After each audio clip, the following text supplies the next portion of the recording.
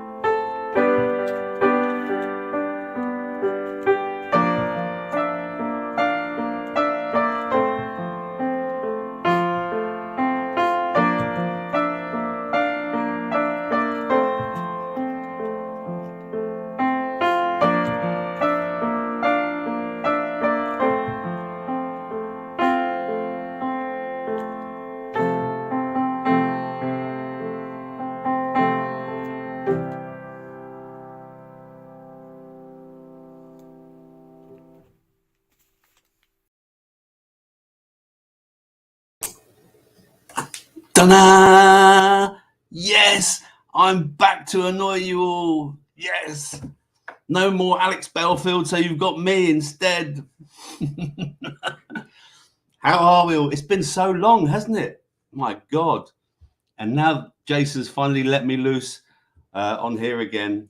So anyway, it's nice to be back, and it's nice to be able to present some new information, or maybe some known information that you don't know about yourself.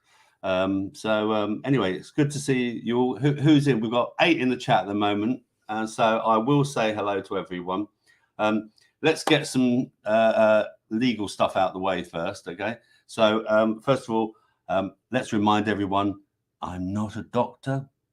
I'm called Dr. Robert because it's funny, okay? And I like health. I love health, actually. And this is for entertainment and fun purposes and information purposes. So take that as you like, all right? Thank you very much. There we go. So legal stuff out the way. And how is everyone? Have you had your dinner? Has everyone had their dinner? I had my dinner.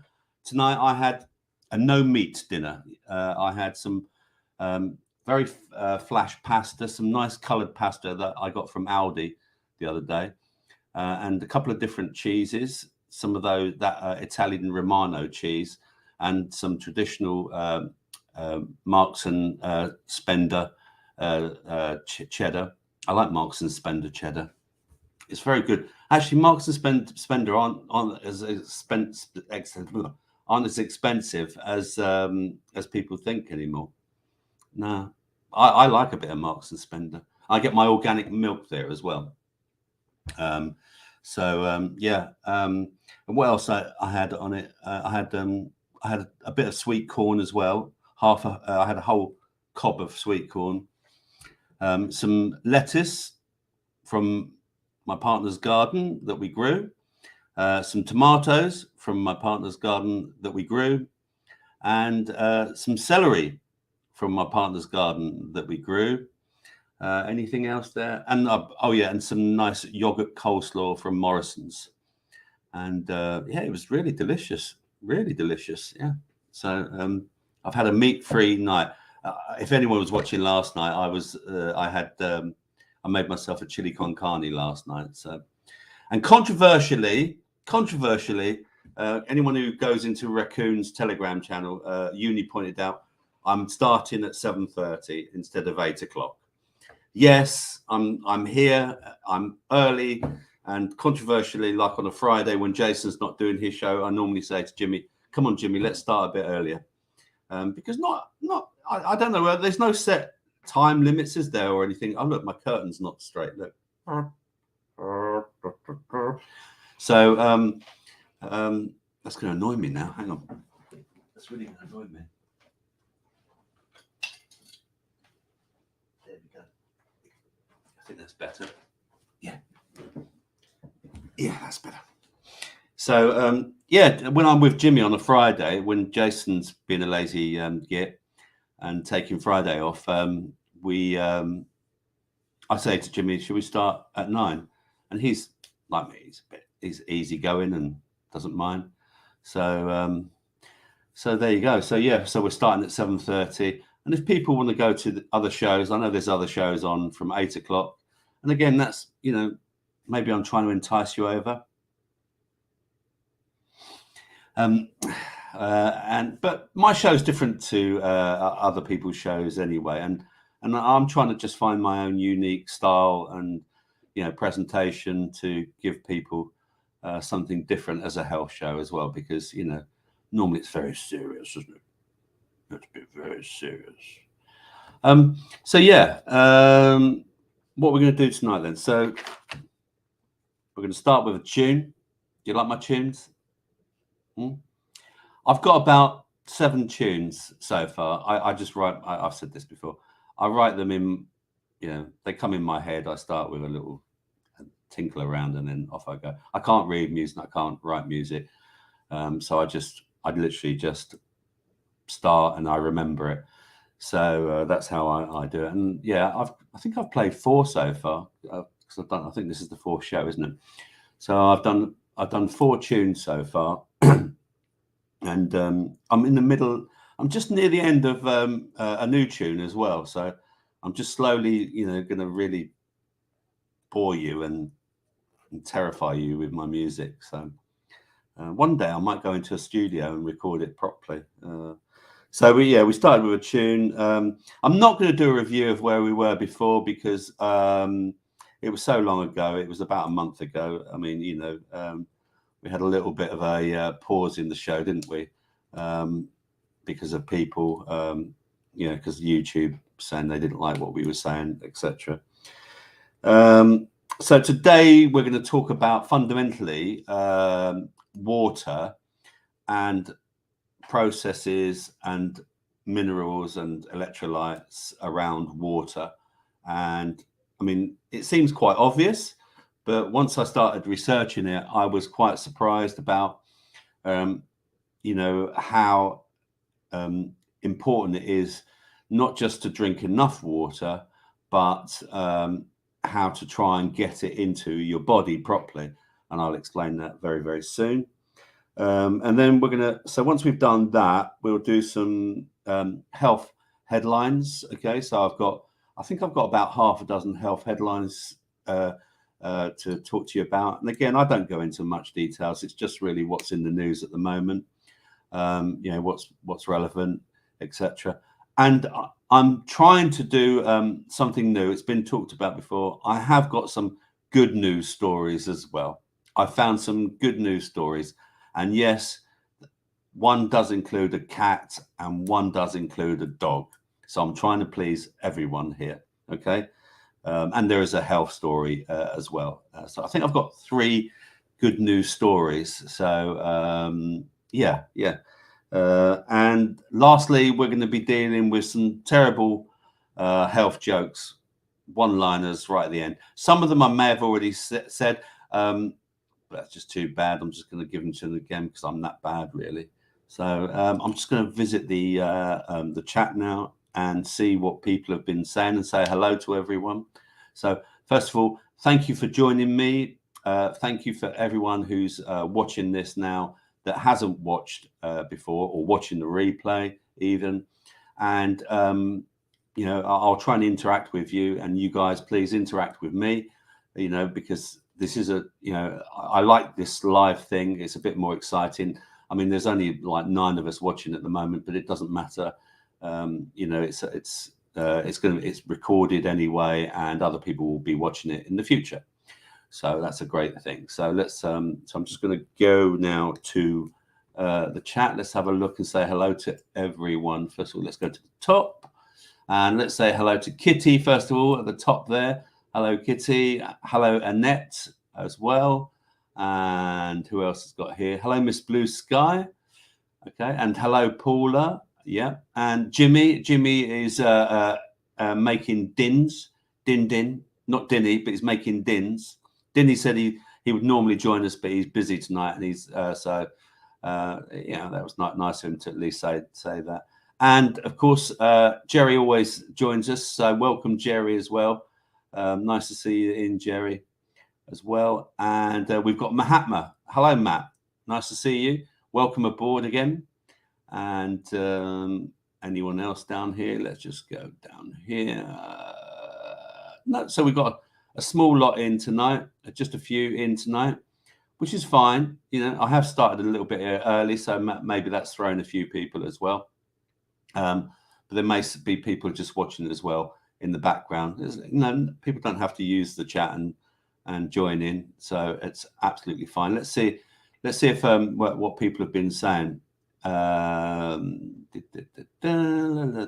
Anything relevant to me, because there's chat going on between people. So Kitty says, yes, you made it, Robert. Yes, I did. Yeah. And Matt says, what's Matt saying? Weird, that was like the piano was back to front. Yeah, because Matt, actually, because I have to record it with the camera facing me. So yeah, it's a bit odd, isn't it? Because I do it on my own. So yeah, it is a little bit odd, but there you go. So I hope you liked it. And let's have a look. Anyone else saying anything here? Kitty said, I've had no dinner this evening. Maybe a bit of fasting going on. And Jerry's just finished his dinner. Paula says, roast veg, couscous tonight, fruit and abundance of water. Hey, abundance of water. But what sort of water? Tap water? Distilled water? Spling water? And Miss Blue Sky says, I made some arrabbiata sauce to have with pasta too. Of course, the cheese had to be grated. Yeah, of course. Okay, so right. So talking of water, Miss Blue Sky admits that I definitely do not drink enough. But tap water is I think she said water is disgusting where I am. So I don't think she meant not disgusting. I think she probably means is disgusting where she is. Here we go. She carries on to say the water around here is disgusting and tastes of bleach. Tap water is poison. Yeah, I've got a t-shirt actually. I should have worn it tonight. It's an old Alex Jones InfoWars. There's a mind on for your brain or something like that. Yeah, and it says there's poison in the tap water, and it talks about fluoride. Yeah, Paula says, and the finished Jimmy will be doing naked star jumps as a healthy exercise off camera, of course. That's cheeky. Yes, that's gone down well with the with the chat. Spanish is here. Good evening, Spanish. No, Spanish we jumped in the after chat last night. I was there till about 12:30. I'm just so people know, I'm not going to do an after chat. I'm going to do an after chat once we get a bit more established, maybe, because this is literally only the 4th show. And Jason covers after chat stuff, and you guys, you all know Jason's show anyway. So after chat will happen again, maybe as we get a bit more established. So because I know Uni loves to chat, and I don't know if Uni's joining us tonight or whether he's playing with his blankie and eating. And the legendary, who is Tony, good evening, Tony. Good evening. He says, good evening, chatters. And Tony is a legend because Tony does all the dodgy photos of the gang. Should we have a quick look at some of the dodgy photos of the gang? Here's Dinny. Well, no, let's start with me. Here's the latest one with me because I told Tony that I used to move pianos for a living, hence why I got a bad back being so tall as well because I'm 6'3". But my back's better now because of my wonderful salve, which I haven't got in front of me to promote, but I will do later. So yeah, he and I used to deliver pianos to Top of the Pops, Opportunity Knocks, all those BBC programs. So Dinny decided to do this. That was I loved that. I absolutely loved that episode of Laurel and Hardy. And it has been said that I do look a bit like Stan. It has been rumoured many moons ago. And here's also Dinny did confess that he met King Sausage Fingers once, and there he is, King Sausage Fingers himself. Yes, hello, King Sausage Fingers, and he did admit something else as well. But I don't know if Dinny was responsible for the Queen, but there you go. So. Yeah. They haven't said yet, have they? They haven't said what she died of yet. It's all a bit dodgy. And of course, there is this lovely healthy Robert that Tony did for me as well. There we go. Look, that's the before drinking water and after drinking water. Yes. Absolutely love it. So there we go. Let's go back to the bottom here. Let's go back to the chat. Wow, we've got a few more people. We've got 15 in now. Oh, I need some water. Let's go back to the chat here. Let's have a look. Comments. Okay. Hide current comments. Yes, let's do that. So Tony's in. Yeah. And who else? Anyone else who I've missed? Anyone else? But yes, Tony is a master. I would agree. Yeah. Yeah. And Miss Blue Sky says this. There you are, Dinny. It's out in the open. Everyone knows now. And Paula says, love your work, Mod Father, aka Meme Master. It's excellent. Yeah, Tony, your work is excellent. We love your work, Tony. Anyway, welcome again, everyone. Let me just go and get some water, genuinely. And I've got, I'm just going to show you here. Look, here's my little, here we go, look. My distilled water here. Lovely. And actually, I'm going to do a little test. Should we do it now? No, I'm going to tease you. I'm going to tease you. So we're going to do a little test. So here, this will keep you here. This will keep you here. Let's straighten that camera up. So here we've got a TDS, total something solids, total disposal or something solids. I forget what it means. But basically, it measures how many, how clear or healthy your water is. I mean, some people dissolvable, total dissolvable solids. So it measures it for you. Now, when I've done this before, my tap water. Now, I live in an area where they fluoridate water, and yes, fluoride can be a natural occurring thing, but then there's hydrofluoric acid as well, which is what they put in the drinking water, and it's an industrial waste. And they actually wear hazmat suits when they're putting it in. It's that dangerous. And yes, they put it in the toothpaste and say it's good for your teeth, etc. But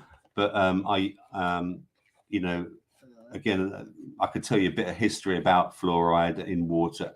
I mean, industrially, they wanted to, they produced this fluoride and they didn't know what to do with it, and that, you know, it was a waste product. So they came out with the idea of selling it to us by putting it in toothpaste and our water. And yes, it was put in the concentration camps as well. And it does block your middle eye, your pineal gland. But that's just my opinion. Do your research.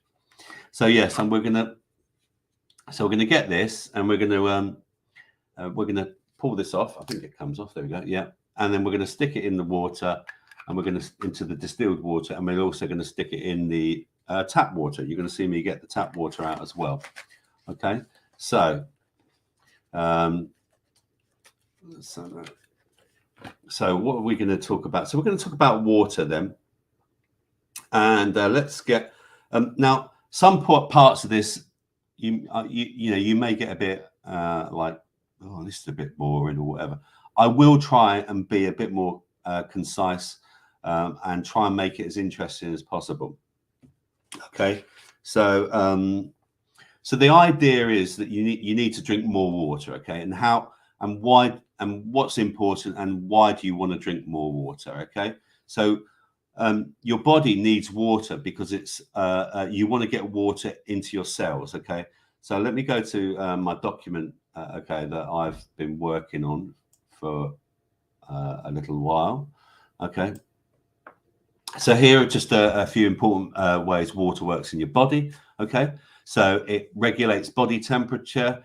It moistens tissues in the eyes, nose, and mouth. It protects body organs and tissues. It carries nutrients and oxygen to cells. It lubricates your joints.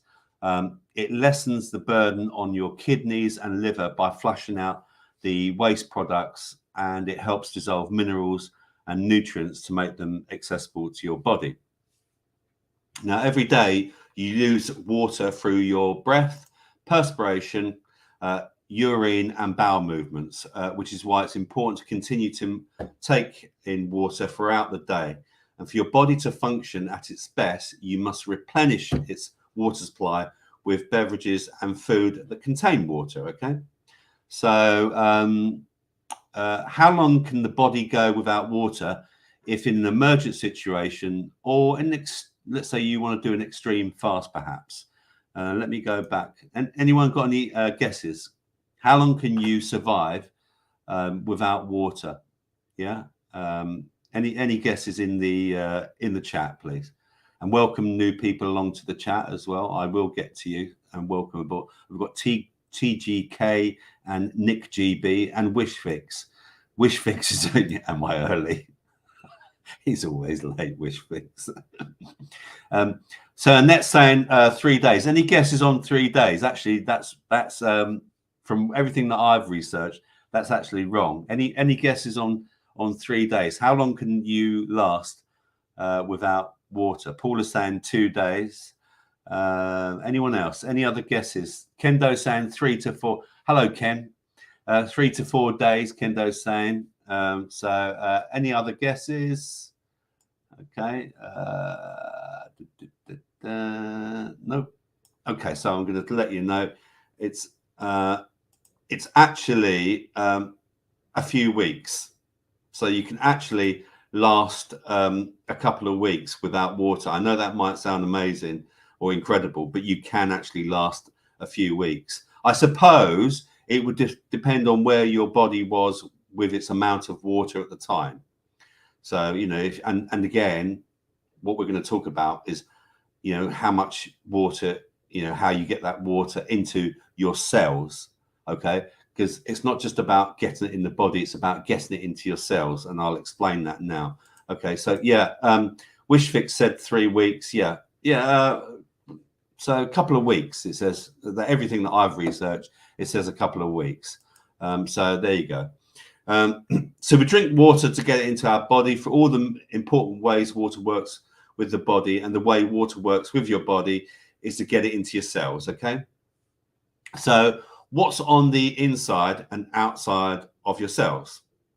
Okay. So you've got you've got two things in cell, or I mean, there's lots of things to do with it, but there's two main things that are important when it comes to H2O and water. You've got potassium, which is on the inside of your cells, okay, and sodium is on the outside of your cells. So what's sodium? Sodium is salt, of course, and cells need to maintain a healthy balance between potassium and sodium. Okay, so now I'm just going to. Does that all make sense, everyone? Let me just. Yeah, are you all with me? So cells need potassium and sodium. Okay, and sodium again is salt. Okay, good. Okay, so everyone's still with me.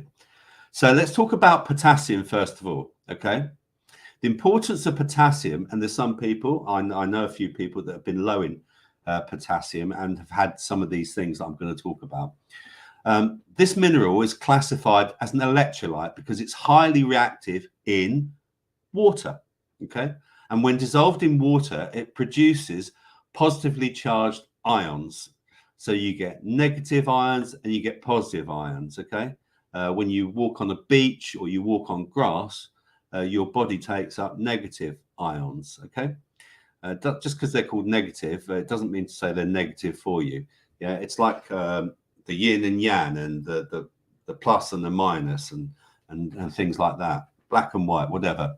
This special property allows it to conduct electricity because we are electrical beings. Okay, so yeah, and which is important because many processes happen throughout your body with this.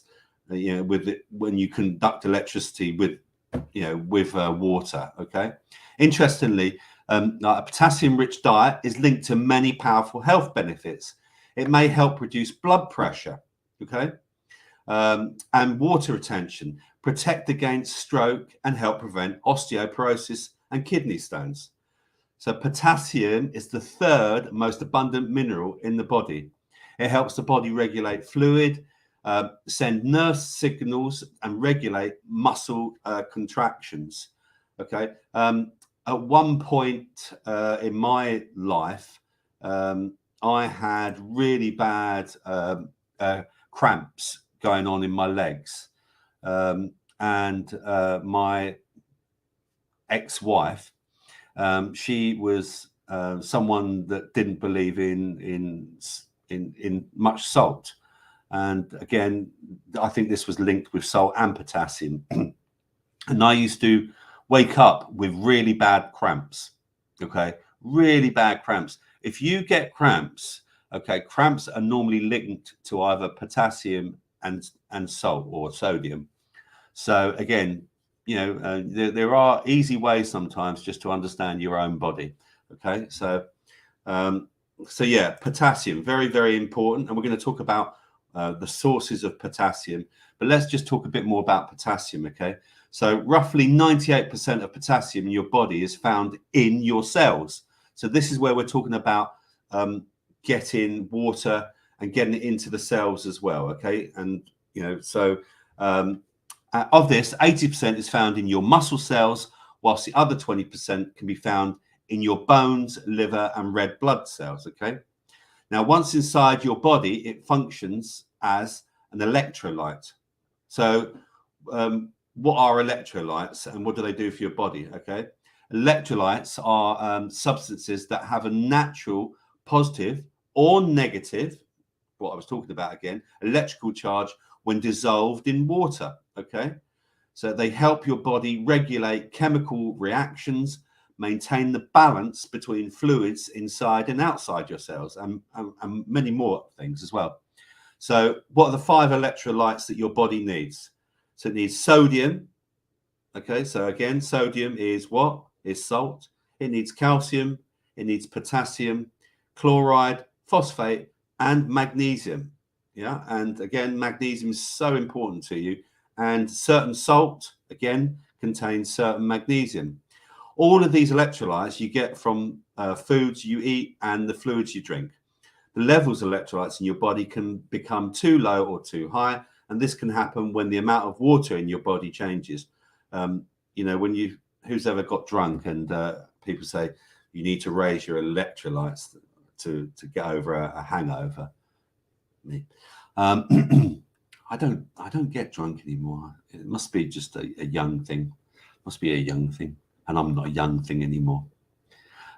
So when in water, an electrolyte dissolves into positive and negative ions that have an ability to conduct electricity. Potassium ions carry a positive charge. Okay, your body uses the electricity to manage a variety of processes, including fluid balance, nerve signals, and muscle contractions. Therefore, a low or high amount of electrolytes in the body can affect many crucial functions. Are you with me? Yeah? Are you still with me? Good, good. To stick with me. So potassium is an important mineral that functions as an electrolyte, and it helps regulate fluid balance, nerve signals, and muscle contractions.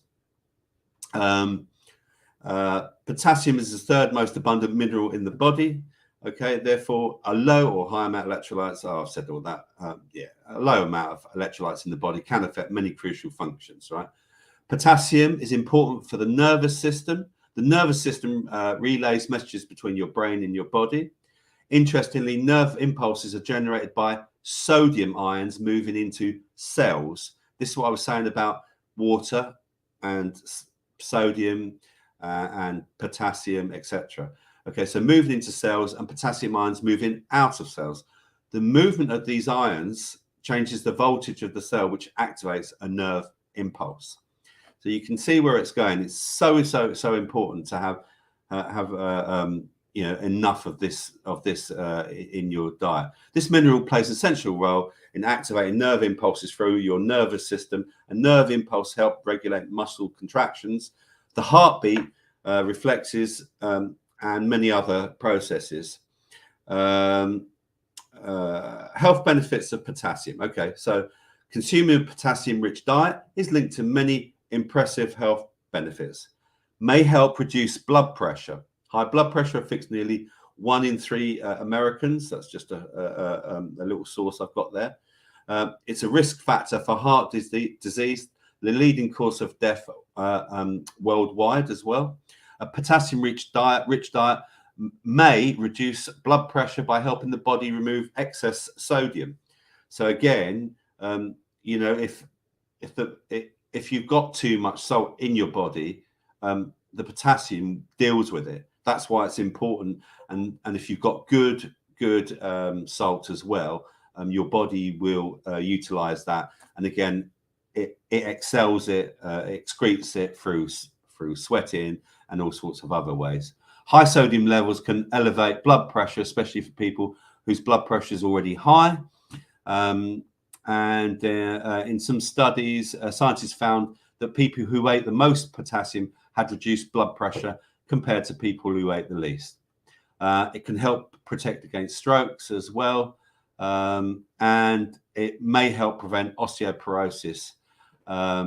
So it's important for your bones. It's often linked to low levels of calcium, an important one for bone health as well. Okay. It also helps prevent kidney stones as well, and it may reduce water retention.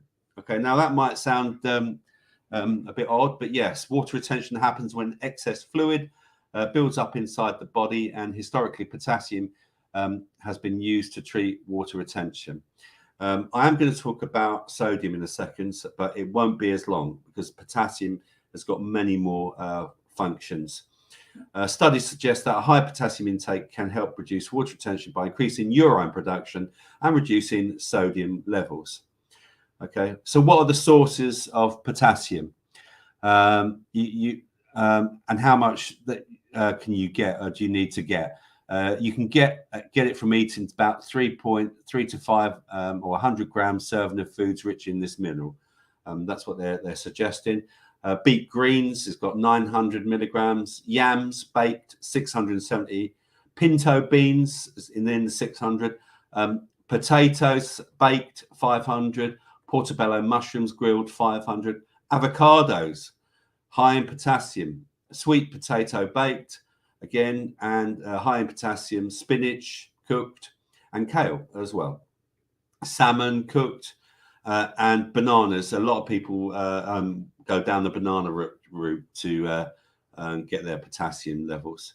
So yeah, it's what's the consequences of too much or too little potassium? Mostly what happened with the body suddenly loses too much potassium. This can happen with chronic vomiting, chronic diarrhea. I know one of the people who watched this show had some chronic diarrhea, or in other situations which you've lost a lot of water. Okay, so it can be, again, if you got drunk, etc. It can be that's where you're going to lose a lot of water.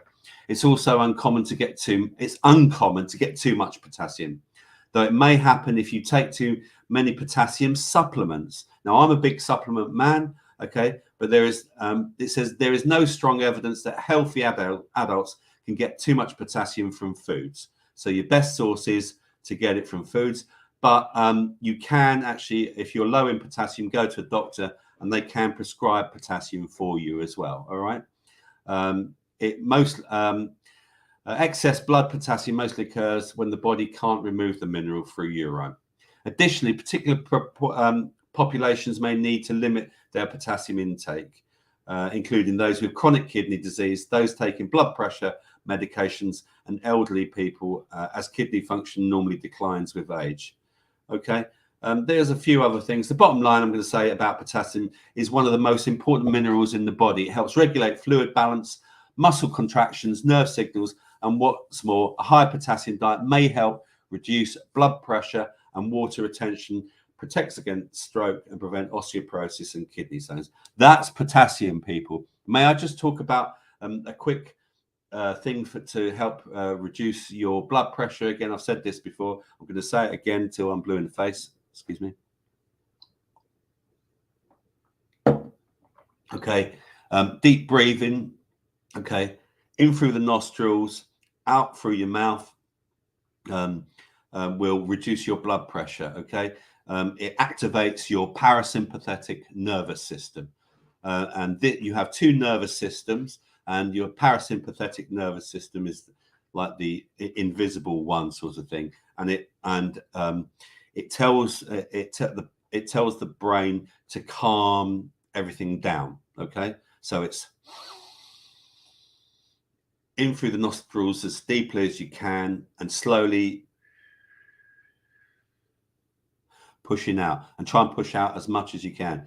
If you're a bit constipated sitting on the loo, honestly, I know some people find that sort of thing not very nice, but if you're a bit constipated, do some deep breathing and it makes passing a little bit easier.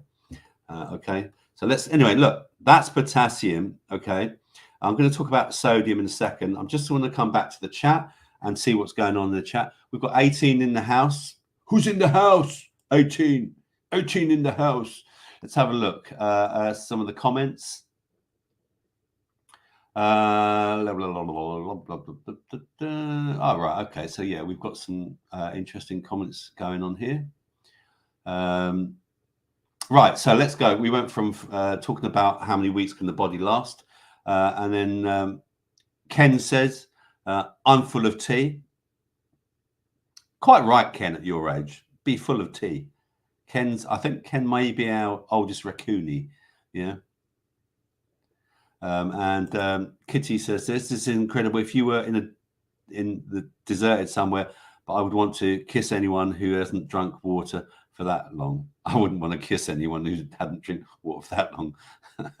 Yeah, and then she says, "Not want to." I knew what she meant. Paula says, "Think I'd be like a nutmeg after that long." Yeah, possibly. Yeah, absolutely, Paula. You could be like a nutmeg. Let's have a look. Learning more from this show than I've ever did in biology. Thanks, Miss Blue Sky. It's very nice of you to say. We try and make it as interesting and a bit comical as funny. Right, Kendo. My missus is on quinine for her cramp. They consider... Ken, is she low in salt? And I've got all the different salts here. I'm going to show you the different salts that I've got in my house. Okay. Also I'm going to talk a little bit more about salt in a second. So yes, but yeah, I don't know much about quinine, but yes. And does it work? Is it working for her? So What else have we got here? Paula, great company, chilling, unlike school, good vibes. Yeah. Singing, cookish and muscles, alive, alive, alive. Cockles and muscles, I see that. I think has been at the bathtub gin again. I think Kendo's been at the bathtub gin again. Yeah, probably. Now Paula says, Paula said something. Paula says this. Kendo, you drinking your slow gin again? Yes, it slows time as well, and you can make slow gin. Kitty said this. School doesn't teach you much at all. Life outside of school and finding out by researching yourself with other people knows what that people know what they're talking about. Great information. Thank you very much. What else have we got here? Kendo saying, yeah, it sounded better. I can't drink booze. I get pished. Paula says she can't drink booze. She gets pished. Me too, Paula, says Ken. Miss Blue Sky is agreeing with Kitty. School was shit, and I remember hardly anything and learned much more after I left education. I couldn't agree more, really. I really hated school, but there you go. Tony said this. School teaches you one thing, how to conform to authoritarian figures. Yeah, I'm with you, Tony. Spanish, you're not a heathen. Banana on toast. You know, there's nothing. That's an interesting combination, actually. I mean, I know people have banana sandwiches, don't they? They have banana sandwiches, so there's nothing wrong. It doesn't matter. It's potassium, isn't it? It's good for you. So what else have we got? Paula, just get controlling your spirit. Schools send us away. Paula said, and how to escape controlling your spirit. Schools send us away, corridors, libraries outside, or even ban us. Tony, we learn summit. Okay. Nick says, plenty of bananas. Wish Fix. Okay. Wish Fix says, Dr. Robert, can you explain to the class the difference between natural and synthetic mineral vitamin supplements? Natural and synthetic mineral. I'd need to really do a bit more investigation, Wish, to be able to answer that clearly. So if you know the difference, or if you're just asking me, I can do some research. I mean, obviously, the best vitamins you can get are from food itself.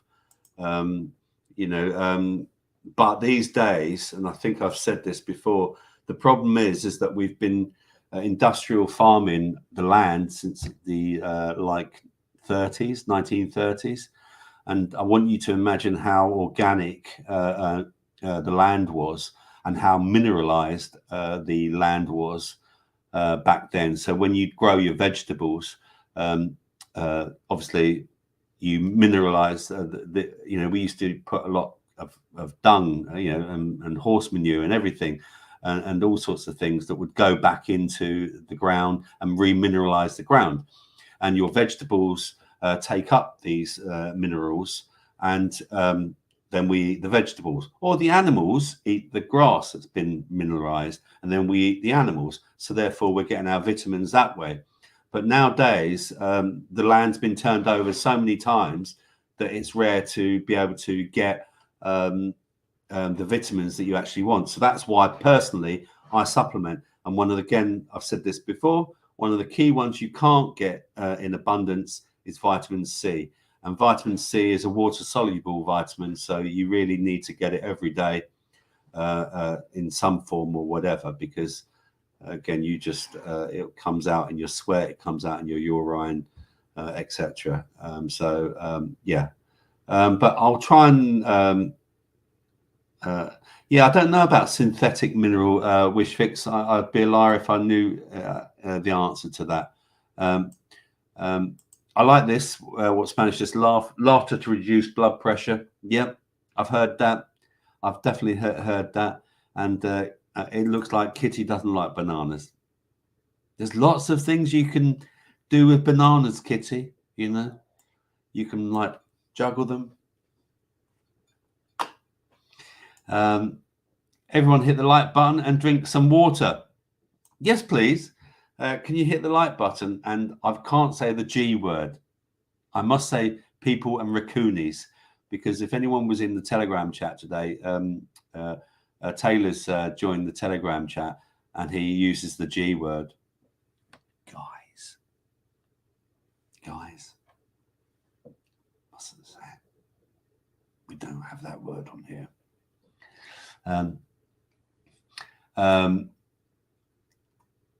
Kendo gorillas love them. Bananas, I suppose that's what we're talking about. Shout out potassium. Potassium! And Miss Blue Sky's like, okay, I'm not a banana fan either. You should try bananas when they are slightly green. You might like it then, as they are not mushy. Yeah, maybe. I'm not a green fan. I don't like them overripe, but I don't like them too green. But I know, you know, some people do like them as well. Jimmy is here. You are saying baked spuds for potassium. Does it not work with boiled spuds?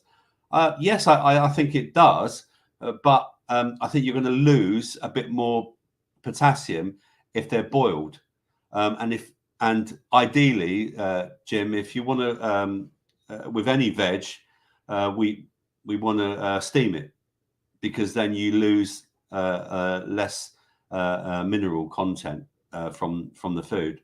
When we boil things, then it boils it out, doesn't it? So that's everything that I know anyway. But yes, you know, again, it's about how much you'll get out of that particular process of doing it that way. I need to get some blood in my alcohol system. Yeah, very good Spanish. And Ken says, we are on Himalayan salt, and yes, the quinine works. Excellent. Good. Yeah, Himalayan salt. I'm going to talk about that in a second as well. Let's have a look. Sean. Oh, Sean's in the house. Hello, Sean. And Sean's saying hello to Miss Blue Sky. Nick says, I get multivitamins off a site called Ancient Purity. They are £40 for 120 capsules, but they have everything your body needs. They make me feel great anyway. And so what do they contain, Nick? I'm quite interested. If you could just send me a little, you know, is it a breakdown? I mean, is it one multivitamin that contains lots of different vitamins? I mean, what I tend to find with those is that, like, you might get maybe a maximum of 100 milligrams of vitamin C, and really, I mean, I personally think everyone should be having about 1,000 milligrams of vitamin C a day. But again, this is just information. I'm not a doctor, and this is for entertainment purposes. What else has been said here? Sean has said this. Why didn't I get sick when I ignored all health advice and just did what I felt was good for me, i.e. not eating slave food? There you go. So fair enough. So Paul is saying cooked in skins. Yeah, the skin, I think it contains the potassium, doesn't it? You could boil potatoes as well, Jimmy, with the skins on.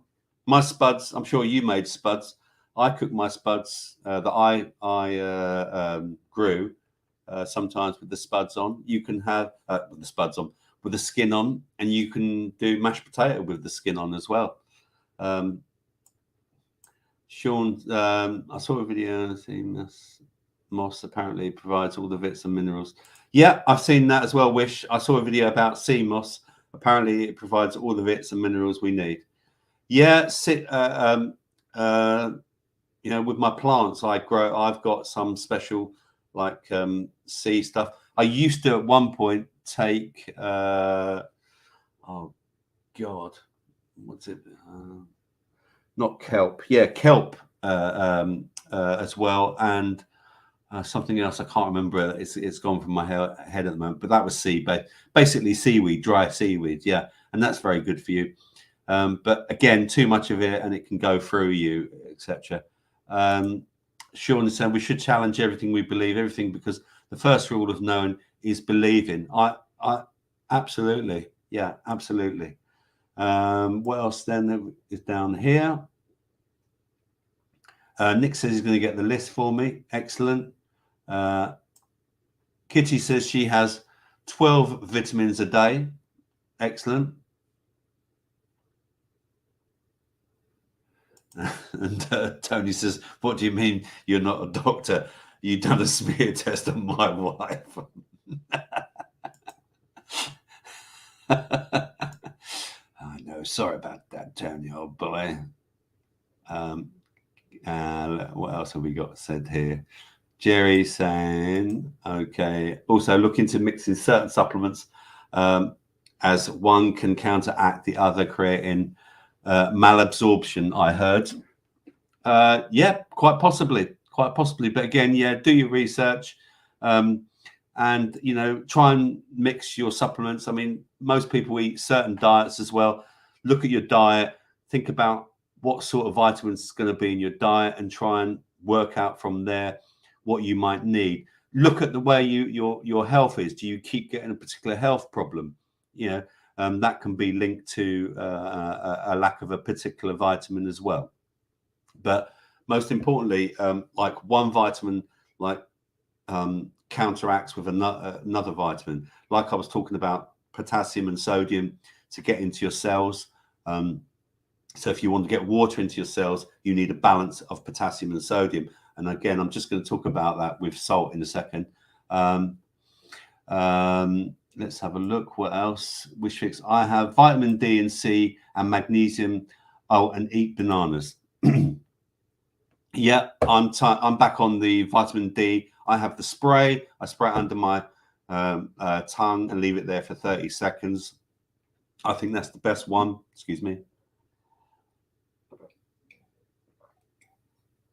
I also made my own magnesium oil, and I got the Dead Sea salts to make magnesium oil, and it's so easy to make magnesium oil. All you're doing is you get really good quality Dead Sea salts and you mix it with distilled water. Okay. What else is being said down here? Yeah, Jerry says kelp has lots of good stuff in it. Absolutely, including vitamin C. And Tony says, my wife asked me, when did they start doing smear tests blindfolded? Sean is here. He's saying, is not believing is what I meant to say. Okay, yeah. Oh, thank you. That makes a bit more sense now. Chris is in. Hello, Chris. Chris Partridge. Why do vegans eat so much processed food? My brother's a vegan. And one subject I'm going to cover, it might be the next subject, is going to be B12. Because if you don't know, vegans, where they're trying to push us, vegetarianism, that sort of thing, or eat Z bugs. I don't know how much is in Z bugs in terms of their nutritional content. I know there are countries that eat a lot of bugs, right? I also know there's some chemical called creatine in certain bugs, and it's not good for us. It's not good for our digestive system. That's everything I've learned so far about it. So, well, we've nearly done an hour already. Can you believe that? Time flies when you're having fun. We have Rick Hayward. Hello, Rick. Grow your own veggies if you can. Rick, I'm with you. Everyone needs to grow their own vegetables. Whether you want to hear this or not, there is going to be a world food shortage. I'm a health guy. I follow Adapt 2030 and other channels to do with food. I look at food headlines. I look at what's been going on in the world, and we've got crops failing, all over the place. We've got factories suddenly being set alight or being destroyed, and there is going to be a shortage. I'm going to say it again. learn to grow food if you can. Get yourself an allotment, or plant up your garden, or plant up your windowsill, you know, and grow some, even just grow some lettuce, anything like that, or get yourself a little light if you can, you know, an LED light and a little tent, and grow some cannabis. No, that was a joke. Grow some vegetables. And if you think, oh, hang on a second, that's going to cost a lot of money. Well, yes, it could do, because of the cost of electricity. Personally, I've just invested quite a lot of money in a power bank. Okay, I will show it when I get it. And the reason I've invested in it, because I actually believe that we are going to have some power cuts. And what I want to do as well is I'm going to try, you know, growing some vegetables in a tent as well.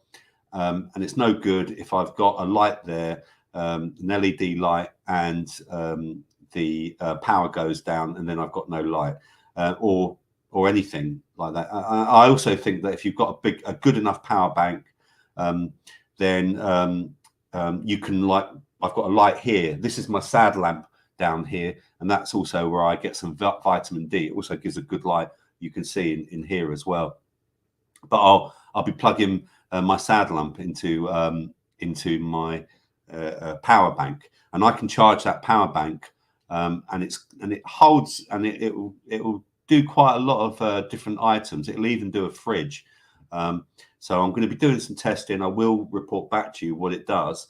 But yeah, things like that, I can charge it up within an hour and about 20 minutes, hour and 20 minutes. It's fully charged.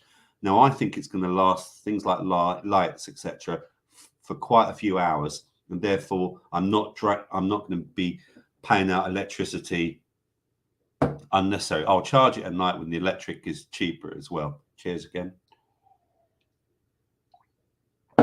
Let's go back to the chat.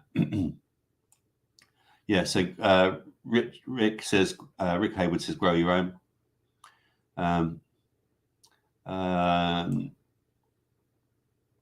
Tony says, because they're soulless husks at Chris Partridge.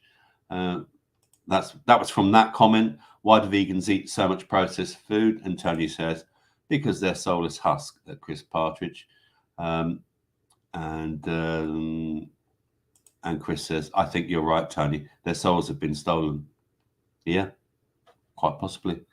My brother, he's been a vegetarian for 20, maybe 30 years. He's so unhealthy. And now he has to have B12 injections. And there's such a danger when you get low in B12. Again, that's something I'm going to cover because I think it's such an important part of your health. Wishfix says, I get my iron from Guinness. Wishfix, but where does the water source to make the Guinness come from? If it's in Ireland, they were the first nation to be fluoridated. Think about it. Yeah. So if you like that, it's great.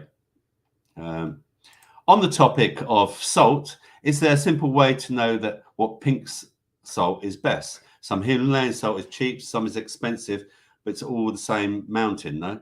Well, from what I understand, TGK, Himalayan salt, there could be fake Himalayan salt, Chinese possibly Himalayan salt, but from what I understand, where Himalayan salt comes from, the borders of Pakistan, and it comes from mountains that are dug in, and this is one of the reasons why it's so good.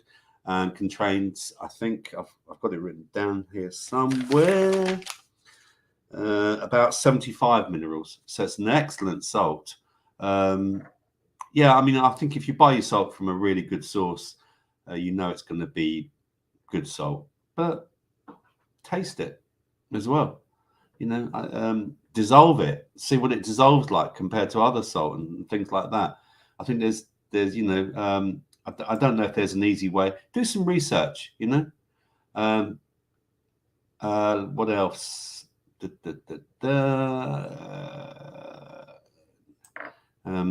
Okay, so Jerry says, busy in the house.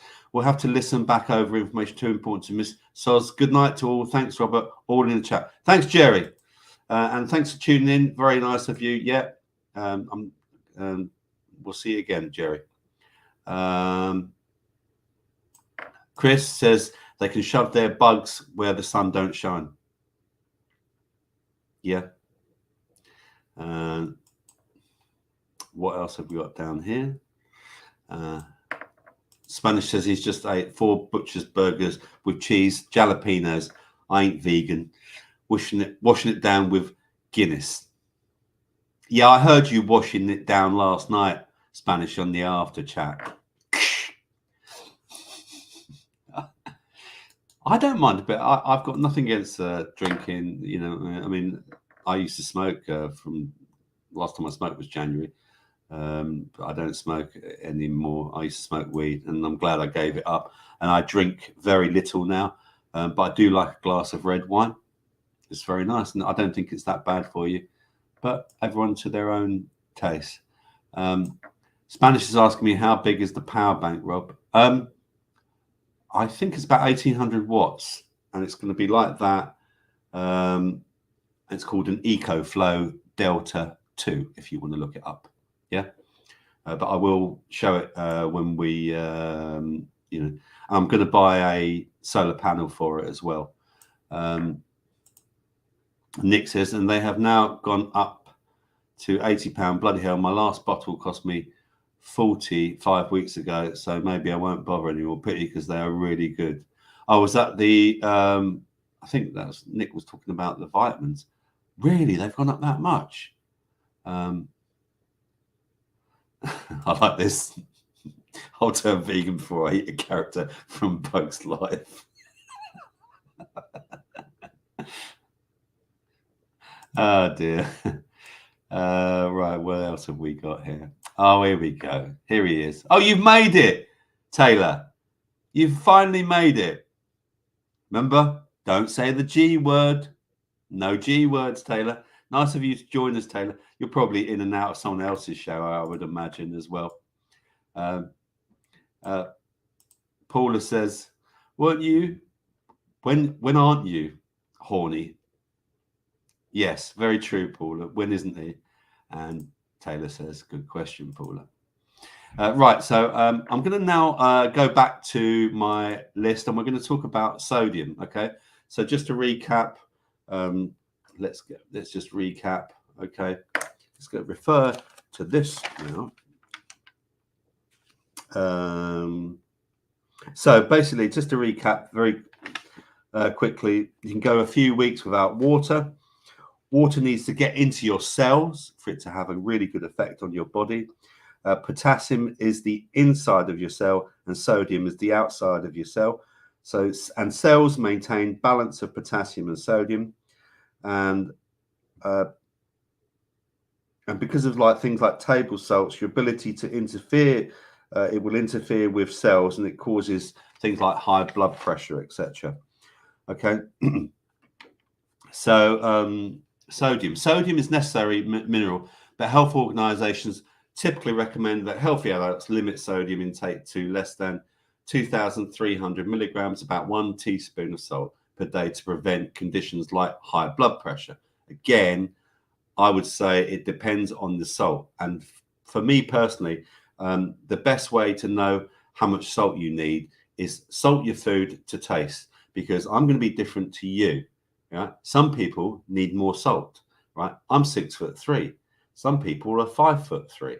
Some people are 4'9.5". You know, so again, it depends on how much you personally need. But again, what they're trying to do is they're always trying to say, well, everyone needs this much, this much, this much. And they're trying to put you in this. And it's a box, and it comes at the end of your life. And it goes 6 foot under, or gets burnty, and you go deads. Sodium, often simply referred to as salt, is found in nearly everything you eat and drink. Okay, it occurs naturally in many foods. It's added to others during the manufacturing process, and is used as a flavoring agent at home and restaurants. For some time, sodium has been linked to high blood pressure, which causes damage to your blood vessels and arteries when chronically elevated. In turn, this increases your risk of heart disease, stroke, heart failure, and kidney disease. Therefore, several health authorities have established guidelines for limiting sodium intake. However, these guidelines have been controversial. That's true, as not everyone may benefit from a reduced sodium diet. Hence what I've just said there. Not everyone is the same. So sodium salt is necessary for your health. Despite its continued vilification, it's good for your health.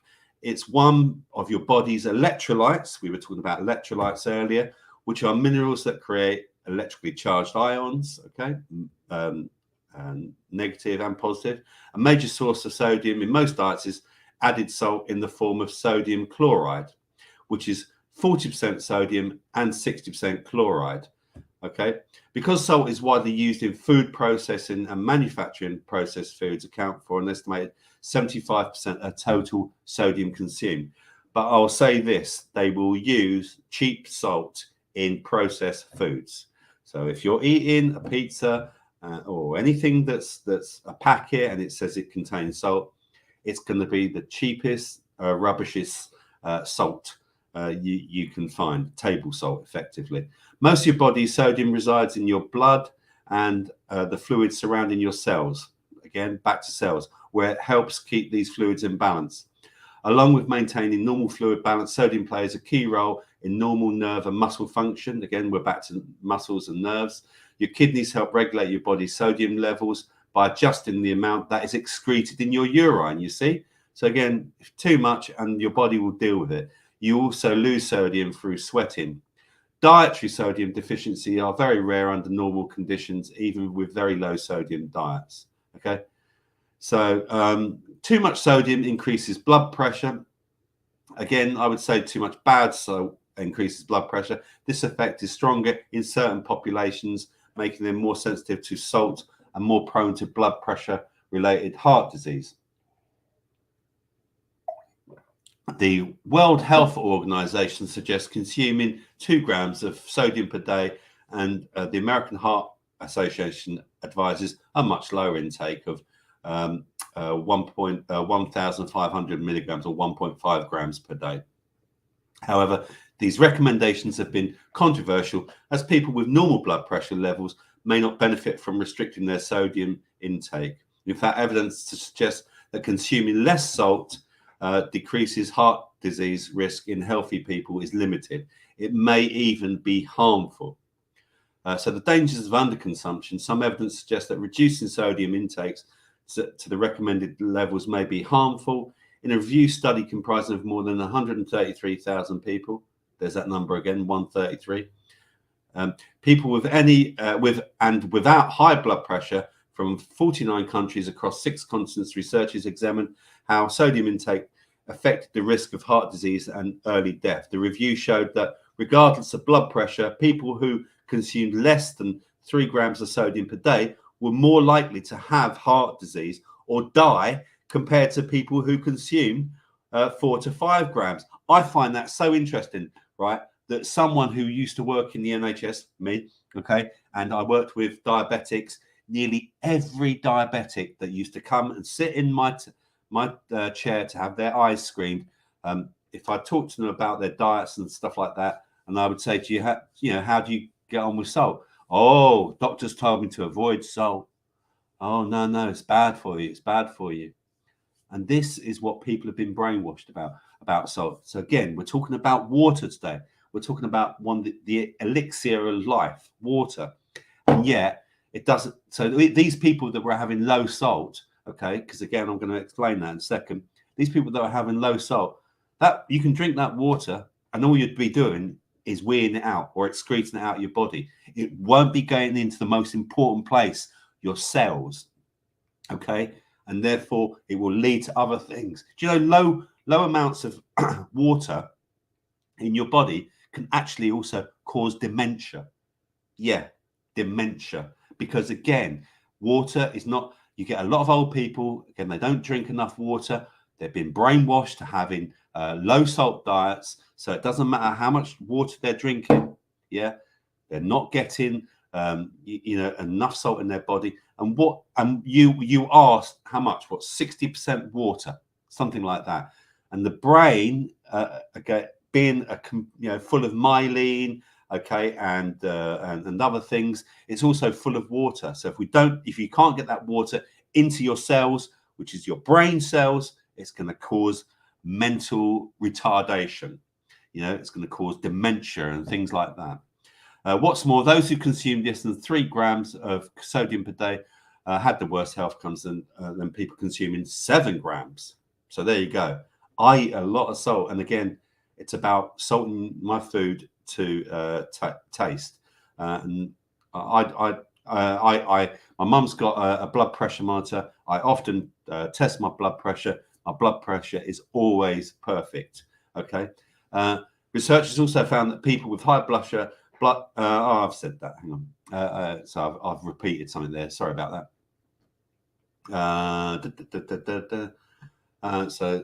So this suggests that too little sodium may be more detrimental to people's health than higher intakes. Okay. So in both people with high and normal blood pressure, consuming too little sodium has been shown to worsen health more than consuming too much. So should you limit your intake? So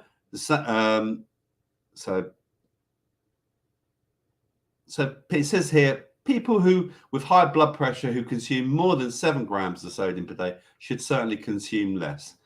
Again, none of us are, we're all different, and who measures? Oh, here's a gram. I think I have a little gram here and a little gram there. It's really hard to determine these sort of things. So the same may apply for people if you have been instructed by your doctor or registered dietitian. I love those registered dietitians that I used to work with. Let's stick to the brainwashing and the books, and let's not think outside that box, because we want to put everyone in that box. Okay. To limit your sodium for medical reasons, as in the case of low sodium therapeutic diet. However, cutting back on sodium doesn't seem to make much of a difference for healthy people. Health authorities continue to push for lower sodium intakes. Reducing sodium too much, below 3 grams per day, may negatively impact health. Okay, so there you go. And it says here that people who consume less than 3 grams of sodium per day are at greater risk of heart disease and early death than people with the intake of 4 to 5 grams. Okay. This raises concerns as to whether the current sodium guidelines ranging from 1.5 to 2.3 grams are doing more harm than good, as a growing body of evidence suggests that these levels may be too low. That said, with only 22% of the population from 49 countries consuming more than 6 grams per day, the amount of sodium that healthy people are currently ingesting is probably safe. Okay, so there we go. So I just want to talk about the types of salt now. Okay. You've got lots of different salts. Okay. You've got Celtic salt. Okay. Now, Celtic salt contains 82 minerals and is hand harvested sea salt and is a great balanced form of salt. Okay. And really is what is the best one, and has 3 magnesiums, which are chloride, bromide, and sulfate. Okay. And then you also have Himalayan salt, which I talked about again earlier, which contains about 75 minerals. And you have the dreaded table salt. Regular table salt comes from salt mines, and it's processed, okay, to eliminate the minerals. In addition to iodine, an essential nutrient that helps maintain a healthy thyroid, table salt usually contains an additive to prevent clumping. Yuck. So there you go. So that is salt, and I've got some examples of salt here. This salt is Normandier. I think it's from Normandy, and this is sea marine salt, and this is good. You can see this is like a grey type of salt. I reckon this is packed full of minerals, and I think this is hand harvested as well. I use this with fish, and I know this might sound funny, but it is actually quite salty. So there's that type of salt, okay. And especially for Paula, who lives down in Cornwall, I've got some Cornish sea salt here, crystals as well, Cornish sea salt crystals. And we've got some fine Mediterranean sea salt. Now, again, I was asked the question, how can you mineralize your water yesterday, your distilled water? A pinch of fine salt can remineralize. But again, I'm going to talk about something else in a second. And then we've got some pink Himalayan salt as well. And this is the coarse one. So there's lots of different types of salt. I'm just going to now, let's just finish up. I wanted just to say some other things. I did do some things. I said, so yeah. So basically, Celtic salt has got the best, one of the best really. It's got the 3 magnesiums, okay? And magnesium is a water-hungry molecule, okay? So therefore, it can be used to get into the cell, okay? So again, good salt will get into the cell because it will, again, it will work with potassium as well. So how would you get your water to get into the body better? Okay, right? This is not advice. This is just something that I've read, etc. One of the ways it suggests before you drink any water is literally to take a couple of grains of good salt, okay? Put it under your tongue. Let it dissolve. Okay, so I've got all the magnesium and etc. potassium going on, and then drink your water.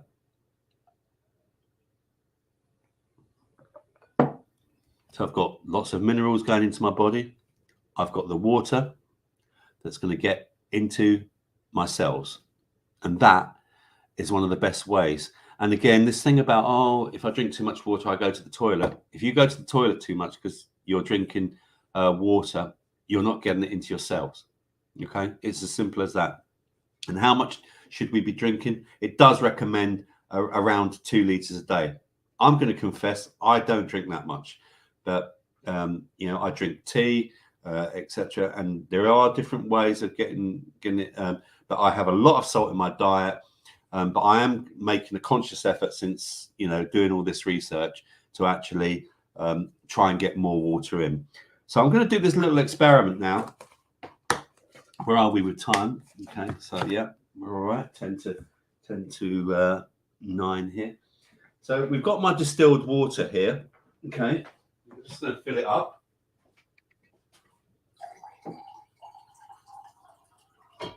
And I'm also going to get a glass of my tap water, okay? Okay. So here we go. I've got tap water. Look at this. This is really interactive stuff, isn't it? Really interactive stuff. So then we're going to get the water tester here. Total dissolvable solids. Okay, so this is a water meter, and it tells you now. It tells you how many total dissolvable solids are in your water. So first of all, I don't know if you can see that. Okay, so there's my water. Now, my glasses are clean. I don't mean these ones. I mean these ones. And that will settle in a minute. That will settle down. But there's a lot of different chemicals they put in tap water. Okay. And here's my distilled water. I don't know. Now, Spanish Chicken was talking last night, and he was saying that when he drinks distilled water, he can literally, it just slips down. Now I'm just going to try this one.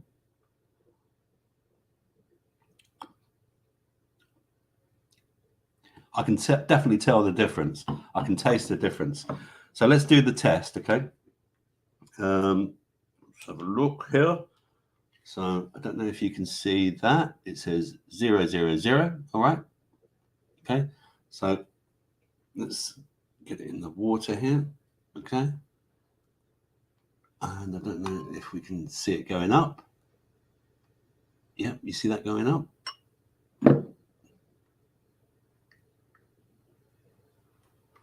And so far it says 140. Okay, so 140 total dissolvable solids in the tap water. I'm going to show you also my water distiller and what it looks like after it's distilled the water.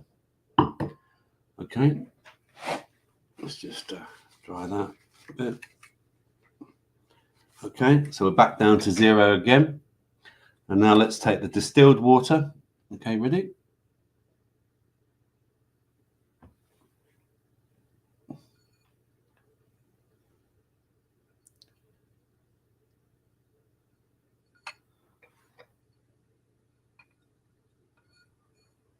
What's it say? Oh, it says nothing. Absolutely nothing. I didn't expect it to do nothing, actually. I genuinely didn't expect it to do nothing. But you can see that. Okay. So there you go. There's the test. Just to show you again, I'm going to go back to this one just one more time. Okay.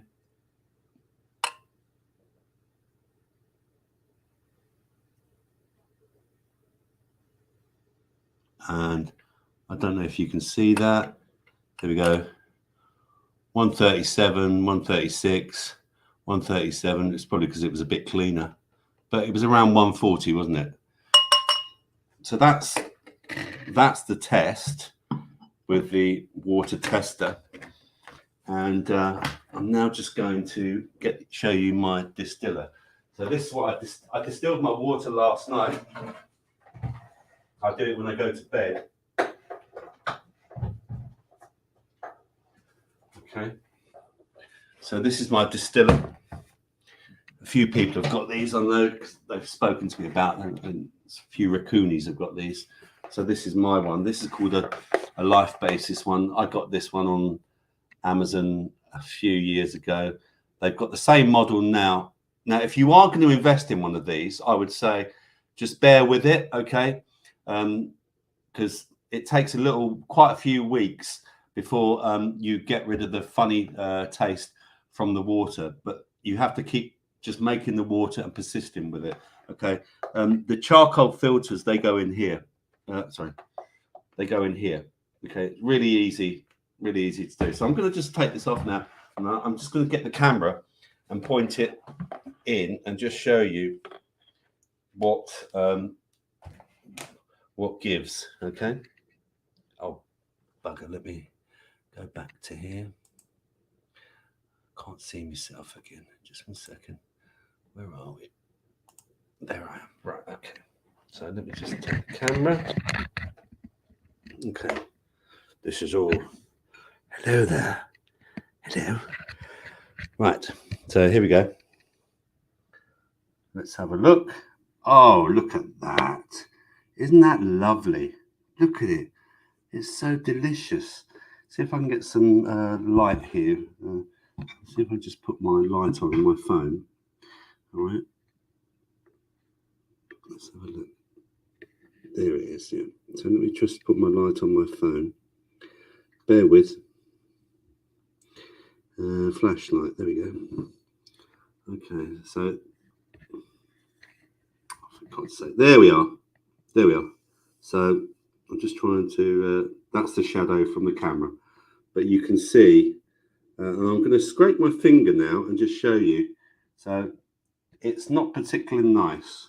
It really isn't particularly nice. You can see there's some dodgy looking stuff. Okay, so let me just put my finger there. Look.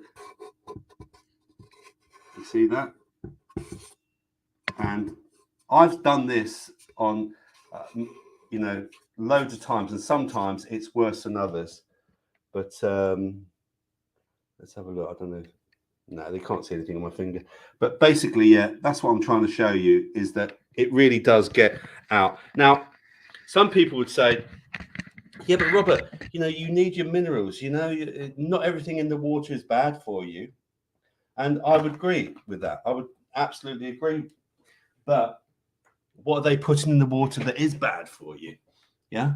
So let's just move that back there. There we go.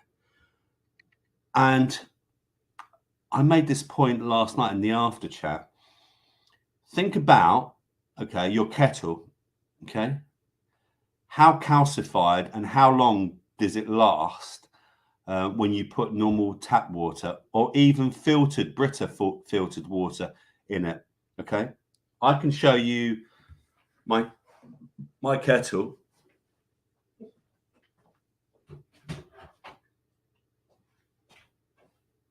And this kettle is quite a few years old. I don't know again if I can do it. Try and do it again. And let's have a look. Can you see that? Yeah. That is really, really clear. And that's because it doesn't get calcified. Okay. And I just want you to think about that with your bones. You know, that when we're drinking normal tap water, etc., and your washing machine as well. What happens to your washing machine?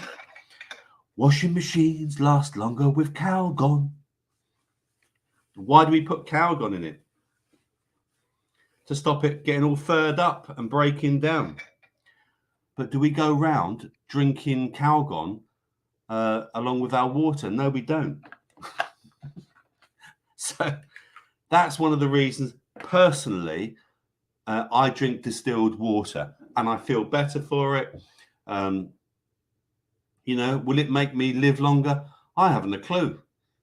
Again, this show is about just trying to encourage you to make little changes and just to see whether or not, you know, it makes a difference to how you feel. And also there is the subliminal thing in terms of like, you know, when I take this tablet or this vitamin rather, I know it's good for me. When I drink this water, I know it's good for me. I'm quite a spiritual person. Again, you know, say something positive about your food that you're about to eat. You know, everything is energy. Everything is energy.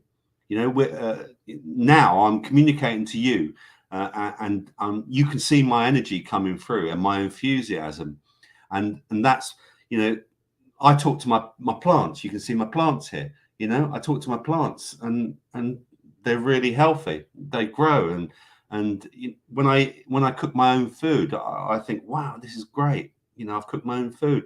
When I'm growing vegetables at my partner's place, you know, because I haven't got a garden. You know, again, it's about putting positive energy into it. You know, you do that with animals, with your friends. You know, it's about, so it's just so much more than just, oh, it's a glass of water. It's thinking, you know, that's a really healthy glass of water, you know. So cheers, everyone. I think we're almost done with the water thing now. So I'm just going to quickly go back to the chat, and then we're going to do some news headlines and some terrible jokes. And we're doing all right. We're doing all right for time, actually, tonight. We're doing really, really well. So, okay, so let's have a look. Jimmy says this. Jimmy, I've heard real salt should be wet to the touch. Okay, interesting.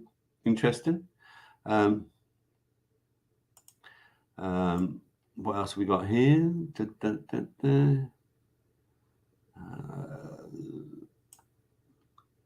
This Blue Sky says, I bought an Himalayan salt lamp a while back, but it was white, and defo realized after that it wasn't Himalayan. Yeah, I've got a Himalayan salt lamp actually, and again, I think when it warms up, that it's giving out these positive and negative ions. So yeah, I quite like the Himalayan salt lamps. I've got one in my bedroom as well.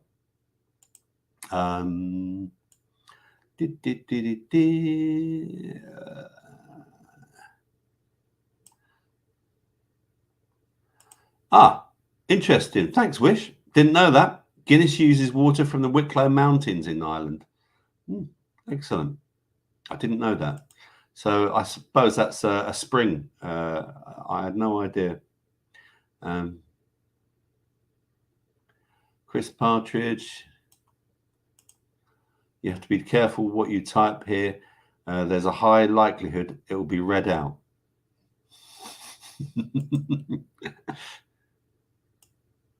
And Uni says G word is Guinness. Yes. Not something else, Uni. Yes, we know.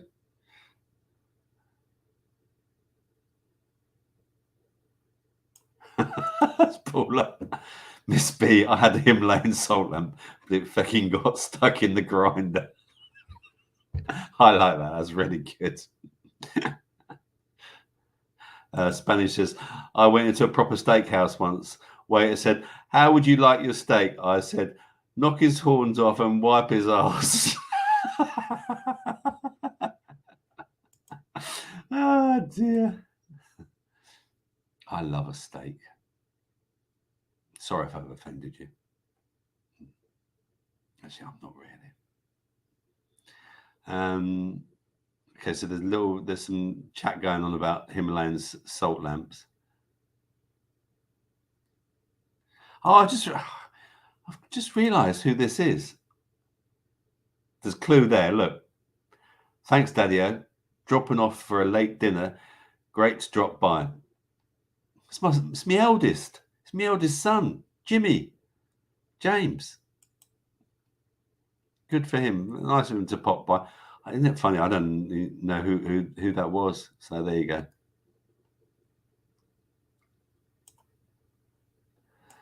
Uni says people on video games need less salt because they're always salty as hell. Yeah, it's all right, Uni.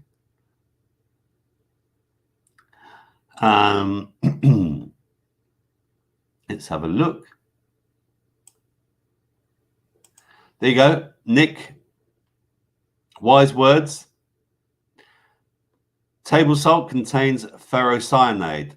Ferrocyanide. Avoid. Completely agree with you. Hi, bloody Nick. Table salt is good for one thing, isn't it? Snow and ice. That's my opinion.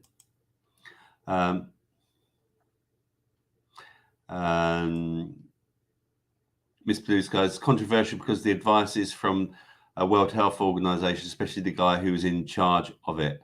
Yeah, he is a bit dodgy. Yeah, allegedly. Oh, shut you. Taylor's always going on about one subject. We're not going to talk about it.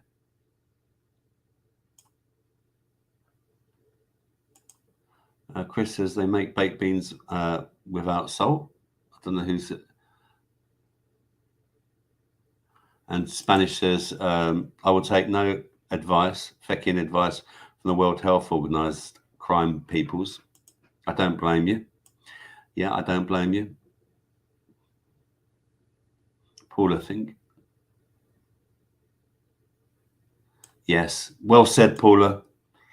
Think erotic thoughts, Uni. Have a pint of water. Your brain is dehydrated. Good vibes.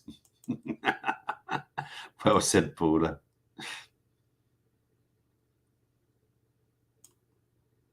Well said, Wish Fix. When your body needs salt, you will notice that you put more on your food without thinking about it. It's so true. It's absolutely true. Again, this is salt your food to taste. It's as simple as that. It really is as simple as that. Ah, the Bandit Buster is in. Now, I think we were talking about you last night, Bandit Buster, on the show. Did you hear us talking about you?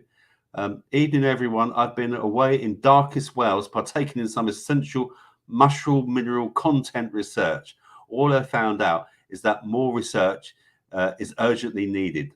Mushroom, Robert. Yeah, I was talking about mushrooms earlier. Just rewind back. Mushrooms contain a lot of potassium. You have to be careful with wild mushrooms, don't you? You need to know which ones you've got to, if you want to pick them. But mushrooms, I think, are great. I love mushrooms. I love raw mushrooms.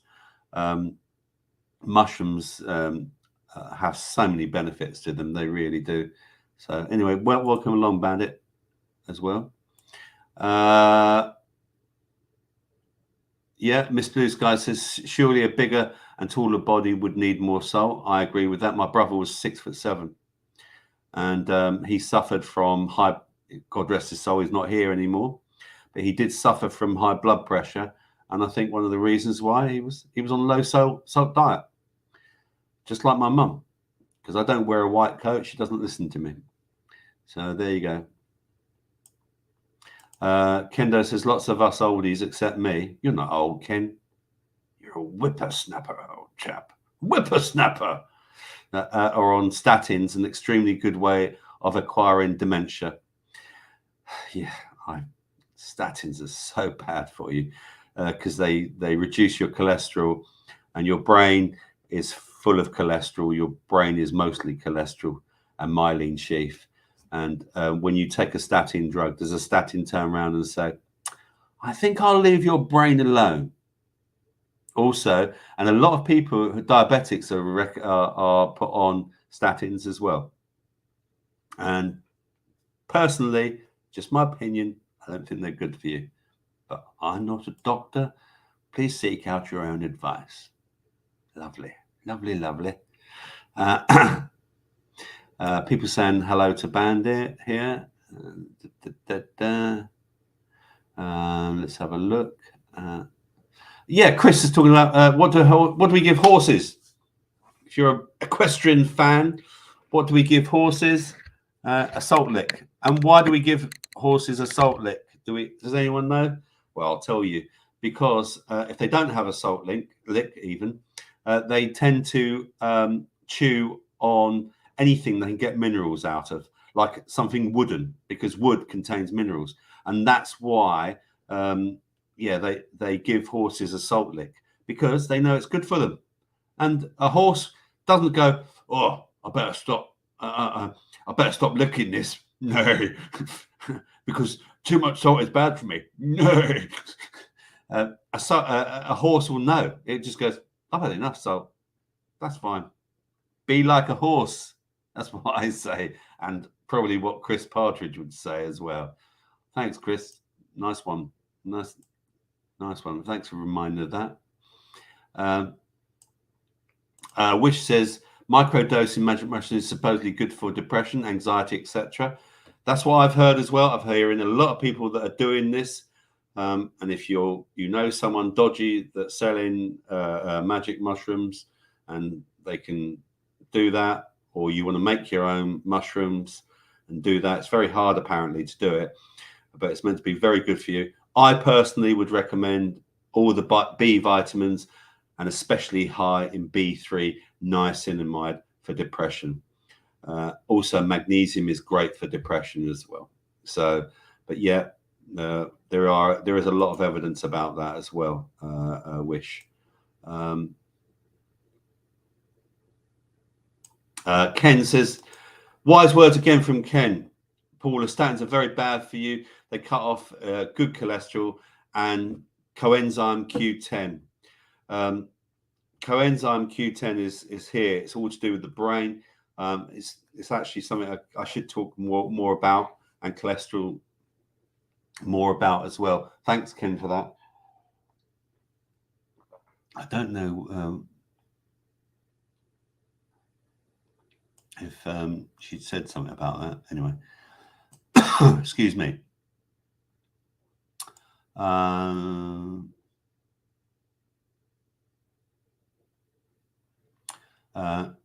Know much about Celtic salt. We've covered that, so I'm a bit behind with the comments.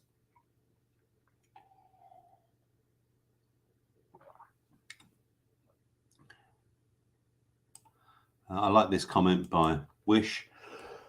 Excuse me, talking too much. Nature has provided everything we need. Yeah. There you go. Paula, your heart is almost pure. Coenzyme Q10, also found in muscle tissue. Ken, you know a lot, man. A net robot, drink body warm water. Yeah, I go to bed with a glass of water.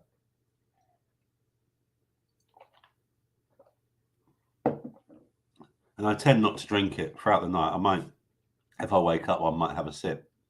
But I will drink it. That's the first drink I have now in the morning. is water. So yeah, I straight away water into the body. I don't do the salt thing, but again, I will be doing the salt more during the day as well.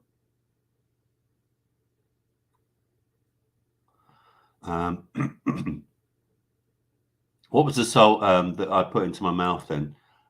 Said Kitty. That was the Cornish salt.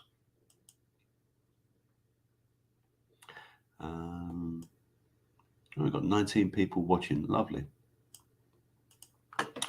Distilled water is bloody amazing. I used to really not like drinking water at all, but I reckon I saved myself some damage from fluoride from hardly drinking tap water all these years.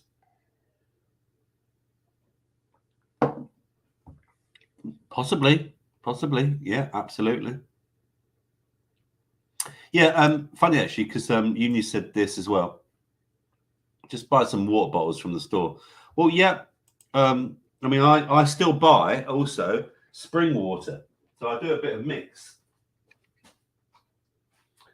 I buy some just, I mean, you know, wherever you live, I don't know, but this is Aldi, just 23p or 27p spring water, 2 litres.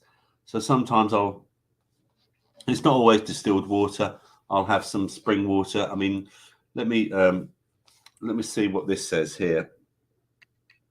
This contains calcium, magnesium, sodium, potassium, chloride, bicarbonate, sulfate, nitrate, etc. So look, how much is it containing potassium? It says 25 milligrams. So again, you know, so it isn't. So again, this goes back to the whole minerals things as well. So I drink this, and I drink distilled water, and I've got my salt going on as well. Where are we? Okay, so there's quite a few comments, but I want to get to. I'm going to get back to some news headlines now, etc. So sorry if I've missed any comments. So I'm going to do some health headlines now from this week. And the doctor will see you now. Health Secretary Theresa Coffey will end Glastonbury ticket-esque 8 a.m. scramble for GP appointments. So, you know, you have to ring up, don't you? I don't know, because I never speak to a GP. You have to ring up and scramble for a GP appointment at 8 a.m. You know, ring them, and you tend not to get it. The Health Secretary is responsible for ensuring health service delivers for patients. She has vowed to tackle ambulance delays, backlogs, and social care problems. Making it easier for patients to see their GP is also at the top of her agenda.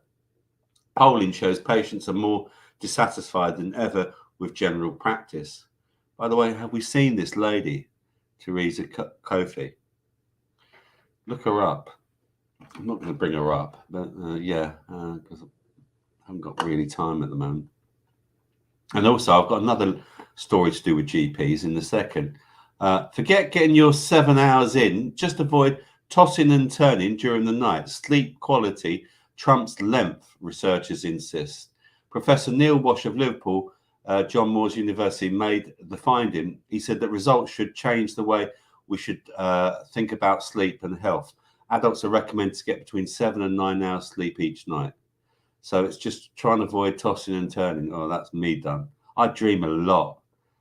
Since I've given up cannabis, which I keep reminding everyone, which back in January, I do dream so much. When you're on cannabis, you hardly dream at all. Teen girl 14 develops allergy to, guess what? Water, that makes getting wet feel like being doused in gasoline and set on fire, and can't even cry without erupting in an angry red rash. Sadie Tesma, 14 from Missouri, is one of only 100 people to have water allergy, aquagenic urticaria. She was diagnosed 4 months ago. She says she can't cry, shower, or even sweat without her skin breaking out into painful red hives that feel like they're on fire. She's now trying to avoid crying every time she showers because the water from her tears just triggers more hives. Sadie has also been taken out of soccer classes and school, which insisted on her doing PE classes to reduce how often she sweats. Condition is extremely rare, with only about 100 people throughout to be affected. I'm going to say this. I wonder if she got this after the treble top. Yeah, that's my guess. That's just my guess. Everyone knows what I mean by that, but we're avoiding certain words here. Intense exercise isn't always better. More rigorous trainers have a harder time recalling specific events than those who do more moderate exercise, study finds. People who exercise more intensely may not always score better on memory tests, despite existing medical literature, a new study finds. A study found that those who take part in more rigorous exercise have better spatial memory, but worse episodic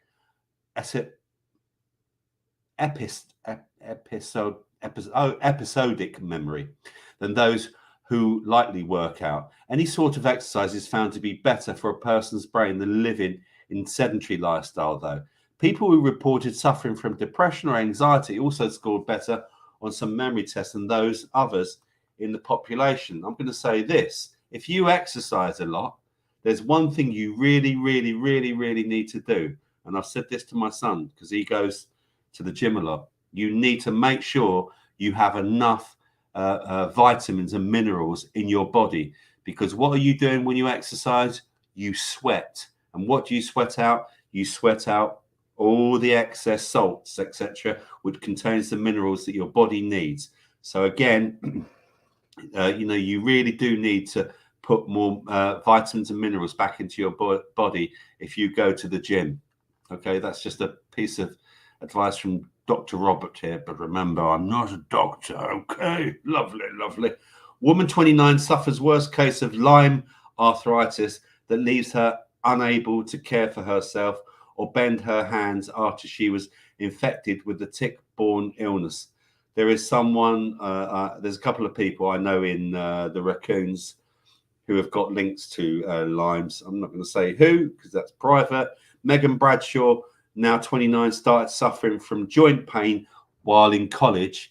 It became so severe that she struggled to do day-to-day tasks like brushing her teeth or getting dressed, and led to her having at least 8 joint replacements, including to both shoulders, knees, hips, and ankles. I mean, that's terrible. Lyme disease can lead to Lyme arthritis. It's a bacteria that causes it gets into the joints, typically a few days to several months of being bitten by a tick. Without quick treatment, it can lead to permanent damage to the tissue. I've actually got another tick story as well, or a Lyme story. And so going back to the doctors, okay, British Medical Association tells NHS doctors to charge, ready for this, £250 per hour for overtime night shifts. Let me repeat that. The BMA has told NHS doctors to charge £250 per hour for overtime night shifts. Hospital bosses accuse militant union of acting like football agents. The BMA published a rate card for overtime work for NHS consultants in England. It says doctors doing extra shifts from 11 p.m. to 7 a.m. should charge £250 an hour, and hospital bosses slam the fees that are many multiples of their hourly rate. So I just think that's just a joke. And now, further to the NHS doctor story, and ringing for your GP. Up to 16 million patients could lose their GP in the next decade. Doctors warn NHS is a sinking ship that is making us ill. Doctors claim GPs will either quit the NHS, the profession, or the country. Postcode lottery in dentistry could soon be replicated across general practice. Doctors Association UK called for pause on activity towards extending access. So again, this is just a complete and utter joke. It really is. And why you need take control of your own health. Start looking at your own health. I mean, I'm making my own salve. You know, my salve is great. Here it is. Let's just promote it again. My salve is great. Okay, it's something that can be used for pain. Let me find out where we are here. Oh, there we are. There it is. You can see it's CBD salve. Okay, and it contains 14 ingredients, including coconut oil and beeswax, olive oil, essential oils, and I even went to a lavender farm. I picked my own lavender. Oh, it's got a lovely lavender smell. I picked my own lavender and I dried it, and then I extracted the oil out of it with coconut oil, and that's now been put into this as well. And I'm also considering in the future, because we've been growing ginger. I'm trying to process the ginger and put ginger into it, because I've read a lot about ginger and pain as well. So if you are interested in purchasing some salve from me, it's £20 a pot plus delivery.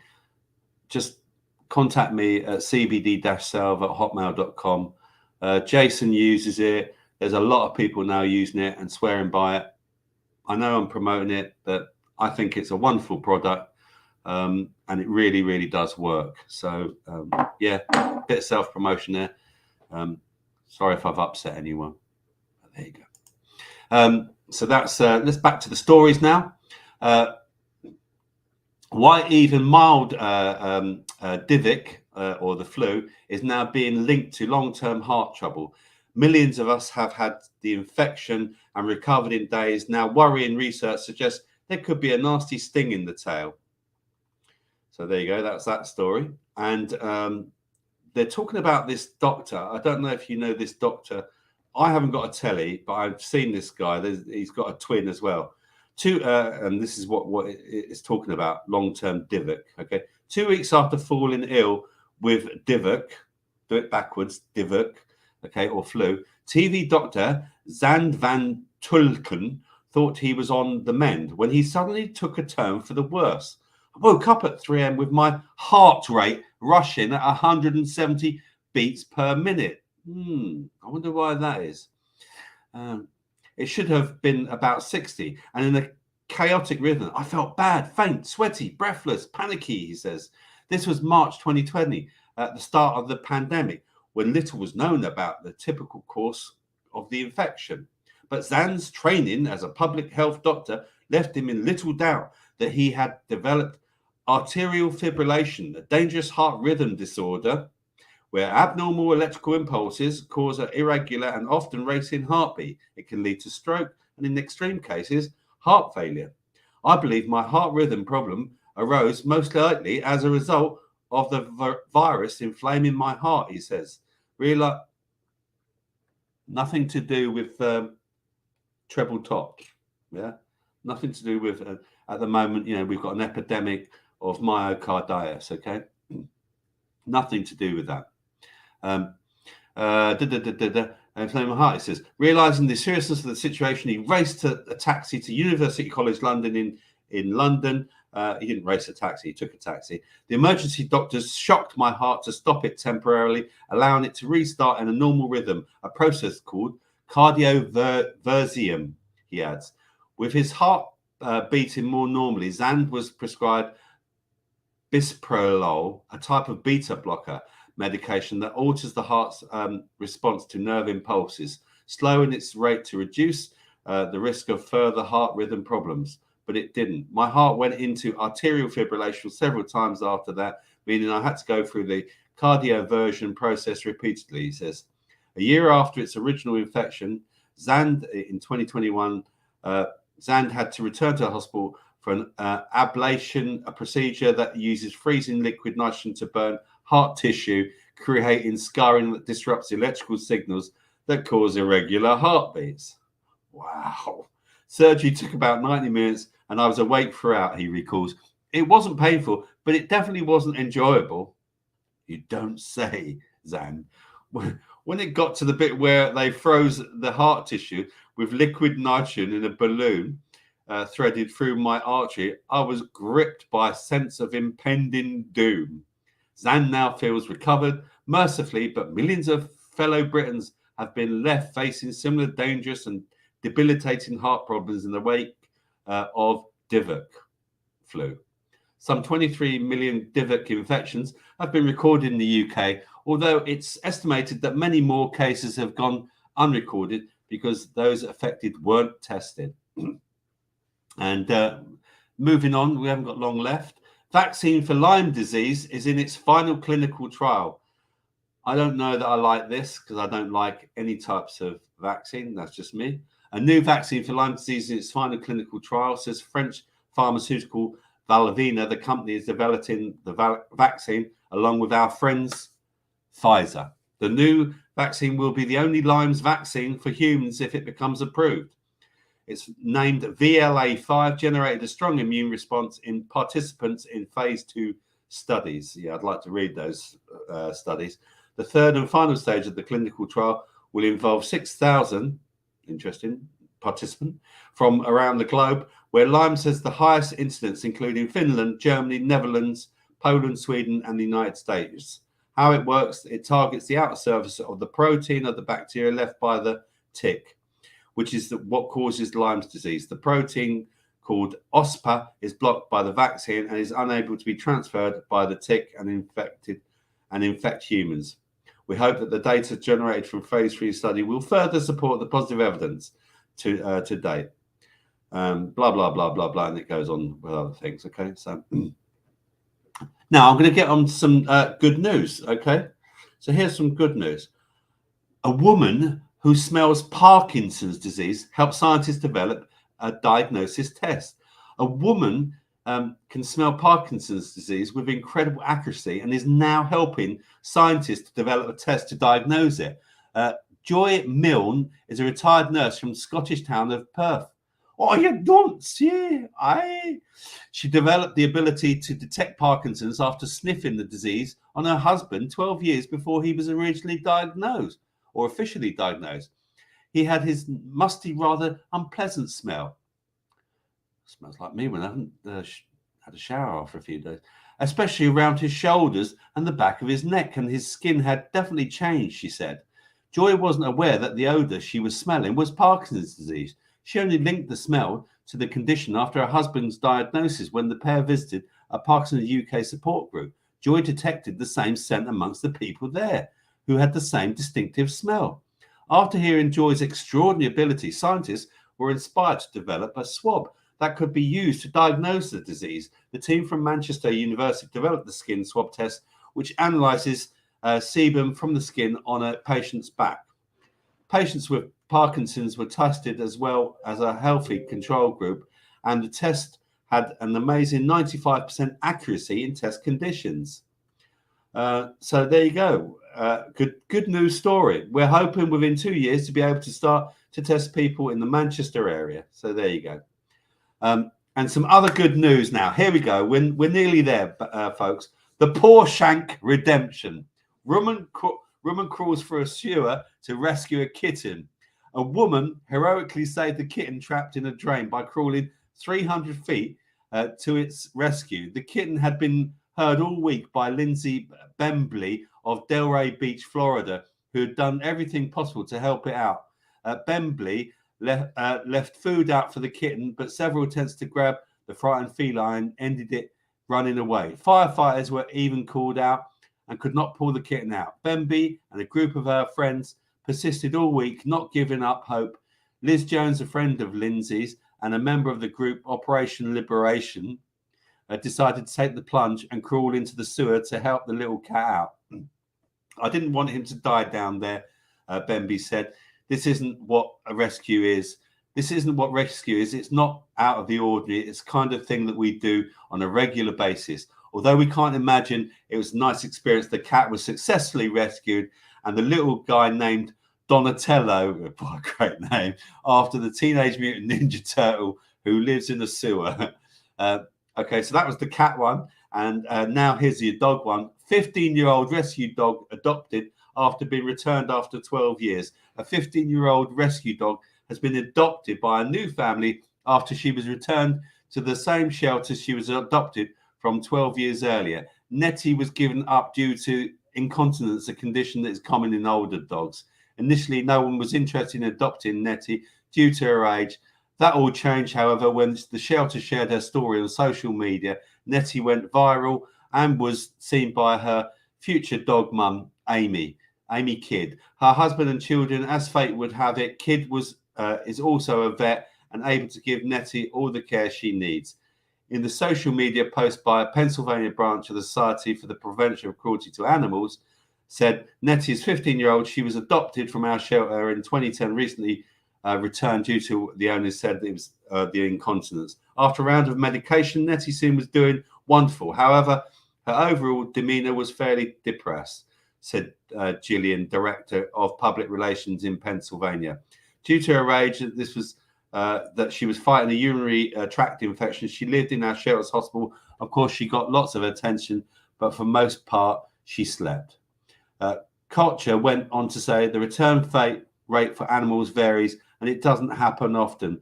But when it does, especially after a decade, it can be heartbreaking. It was in Nettie's case, but instead of focusing on what had happened to bring her back to us, we chose to focus on how we can give her the best final days. Our ultimate goal is to love and spoil her every day she has left. Isn't that a lovely story? There we go, yeah? And finally, folks, I sound like someone off That's Life. If you're of a certain age, you will remember That's Life. Here's my health jokes of one-liners. Okay, are you ready? Here we go. I just found out I'm colorblind. The diagnosis came out of the purple. My dad died when we couldn't remember his blood type. As he died, he kept insisting for us to be positive, but it's hard without him. Good health is merely the slowest possible rate at which one can die. Claustrophobic people are more productive thinking out of the box. Smoking will kill you. Bacon will kill you, but smoking bacon will cure it. Always feel better when my doctor says something is normal for my age, but then think dying will also be normal for my age at some point. A healthy sleep not only makes your life longer, but also shortens the workday. My girlfriend, I love this one. My girlfriend left me because she couldn't handle my OCD. I told her to close the door 5 times on her way out. Spoiler alert, the milk has been in the fridge for 3 weeks. And lastly, but not least, nurse, we need a stool sample and a urine sample. Man to his wife. What did she say? Wife to husband. They want your underwear.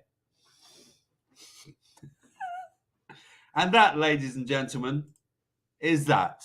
Let's go back to the comments. Okay, I'm not going to say any more comments. All I want to say, oh, my sister's in. Oh, that's hello, my sister.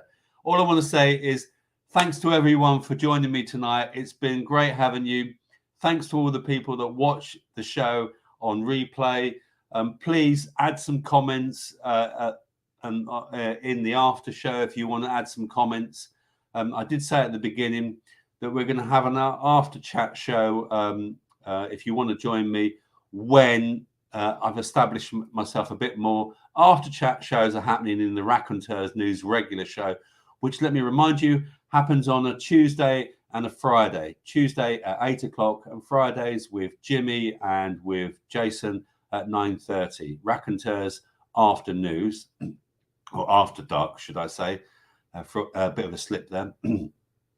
So again, thanks everyone. I hope you've enjoyed the show. I will read your comments back once I've finished the show and had a cup of tea and a little bit of a rest. It's been a very fast, interesting 2 hours. I hope that I've convinced you to drink a bit more of this and to consume a bit more of salt when you drink some of this. If you don't know what the hell I'm talking about, please watch the replay of the show and understand the importance of getting water into your cells for your future health, for your present health, and for your freedom. You are very health freedom. God bless everyone. I'm going to say good night, and I shall see you probably maybe in 2 weeks. It could be longer. Who knows? But thanks again for joining me. I'm going to end the broadcast now. Tutty bye. I shall see you all you racoonies and regulars in the raccoons chat, and possibly on Friday, but maybe not. I'll definitely be showing my face as I normally do on a Tuesday. God bless you, and see you soon, everyone. All right. Thanks for watching. Bye for now. Bye-bye.